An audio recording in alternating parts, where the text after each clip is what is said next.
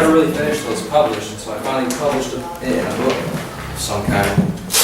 Which is a love poem book called Crash Bang Boom Doom that I just published, available now for only $3. Only $3! I was just fucking with you guys. You're quick. You are so quick. It is crazy. So I'm going to read you this poem, and it's finally finished. Like I said, once you publish it, it's finished. No one can hold it against you for not trying. It's called Ghetto of a Girl, and it's about some stuff that didn't work. No. You've mistaken my aimless wanderings for planned exploration through the curvy avenues of your body. A traveler's wanderlust where I've carelessly caressed the gold plaques of your thighs, thrown bricks through cathedral eyes, and flicked enough wishing whispers like stray matches into your ears to light the way and hope you would never feel used. But you do feel confused. And worry has been driven into the dead-end streets across your face when all I'm looking for is a quick place to stub out this smoldering flame before my body turns to ash. You told me to be home in you, and your asphalt makeup paved over potholes and gritty dirt road paths, but it wasn't enough to keep my teenage feet from walking to greener grass. You may think I turned your subdivided youth into a student ghetto, but that wasn't my intention. And although my drifting through your city limits was brief, I've dragged my name and dreams through wet cement and spent precious time pouring a path down your spine, connecting your broken heart to mine. Like an ugly scar as a part of you, I'm permanent. So let's get over here. I don't really have any new ones. Does anyone want to hear one? I can do a long one that is kind of long. Go for it. It's called Horny Ski Mask Demons. Does anyone ever heard this? Raise your hand. Yeah, I got 3 people that come to my shows. And those 3 people are actually probably at the last Support Your Local Poet open mic, which is at Churchill's every second Saturday of every second month. It's going to be on June 9th. What? Every other month? Right, every other month. June 9th. It's free. You got to come out. DJ Mike A plays afterwards. We start at 9 o'clock, and it goes till 10 or 11 or whenever our gracious host and the bar will let us do what we do after that. So it's a Wayback Machine with DJ Michael A afterwards. Come support your local poet open mic on June 9th at 9 o'clock. Alright, so that's the one. How's that scheduled out again?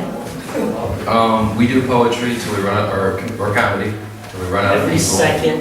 Oh, every second Saturday of every Other month. Even month? Did I say second? Every even month? Every second. Yeah. Every even It's month. like the bye.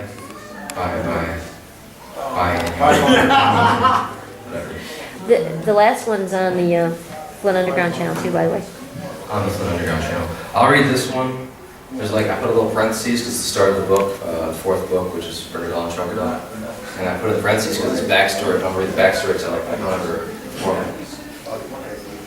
Oh, I can't remember right now. Oh, let's do that.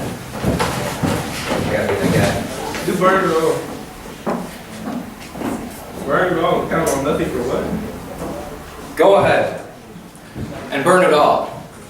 But count on nothing being changed but the ugly peeling paint and columns of smoke replacing pillared skyline shade. You see, everything seems more hopeless as arson artists chisel out a brand new mess from anger and unhappiness with molten memos filling demolition lists. Hate mail, self-addressed, signed with a gasoline kiss. If raised sane, ashamed of flaming inheritance. Fed up with sordid heroes, founders, and today all the same, breaking all our basket eggs and our brownfield stains and live grenades. No master planning in 30 years, but we're still all slaves while freedom flees playing rat race cage. Brick tides, crashing waves, drown hopes of rehab haze. Everything's washed away but truth and rage. So frustrated people set ablaze, afraid to escape. Swallowing pride with deep-seated hate. This circus city's clowns joke around with money and lie until it's lost. Wasting time, I'll run down cogs in a 3-ring broken watch. Lately, though, I've come to blame idealized fame in a city stripped of wits by whips and encourage the winner to drop out race to rich card slips.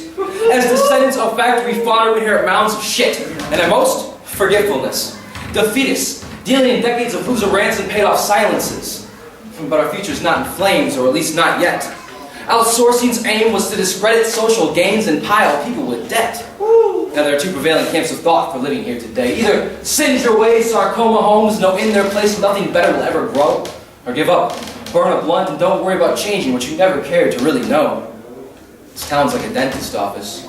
And gummy curbs house holes where homes were pulled to save box-tooth blocks on smiling lanes from roof decaying and rotting away. This town is like a dentist office. And gummy curbs house holes where homes were pulled to save box-toothed blocks on smiling lanes from roof decay and rotting away. Any second we could choose to change the game and refuse to play Firebomb Monopoly or Pop Off Manic Trouble. But Fly City would rather tear itself down for room to breathe or live some dumb fantasy than preserve its rich history of rubble. So let's burn it all. That's not really what I was trying to read. So if it's cool, say cool that I can come more. Cool. Half of it, I'll read half. I don't remember that nice reading. That's why I put the book out. Number 28. There it is. It starts out like this. There's a sick hipster appeal to living in a town this real. There's little here for fun and home is hell for some who dip out to craft big city lives from the scraps of kings. The best of us. Hired as escape artists at age 18, but there's no need to blame the evacuees. They did their time. And only God knows what it means when most fields in the city were first built up dreams, burnt down rapidly to erase bad memories. Boom times are gone, and so is prosperity. The only boom that makes money now involves liquor store robbery, and business is good.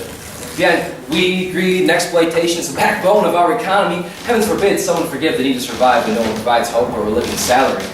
Unions established a false sense of security, but the ease of certain things like summoning cash by smiling, smug, sawed-off bangs reminds us the devil works in mysterious ways when coping with desperation and hunger pains, or seeking alternatives to the martyrdom of minimum wage.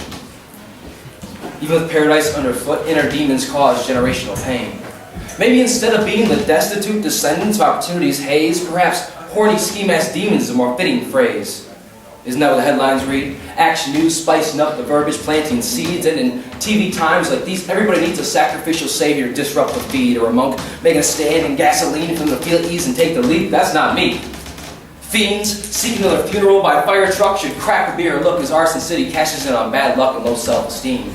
Slash wrists spewing flames, delayed results of fools falling for a hangman stream as leaders drive away in four-wheel ironies trailed by folded factories. Stay here long enough and there's a real chance of getting stuck, stoned or broke in a pothole rut. A loony wolf, tricked into twiddling thumbs while the trapper comes instead of gnawing off its own foot. For a second, imagine starting over as the same kitty cherubs, still choosing to chisel wild horns from woolen halos, but this time let it be enlightening. This time, as a trusty corporate angel, rob the system and earn yourself a bailout. Because, while everyone agrees that you should agree to everything referred to a pair of split-kiss pistol lips, causing seriousness for some dumb gunmetal ventriloquist, the truth is obvious to any idiot that the security cameras paparazzied him enough to know you won't get away with it. Funny how many registers are already stripped down to nickels and cents before the bad guys arrive to cash out the Coinstar contents. This is a tough one. Pause. Dramatic effects.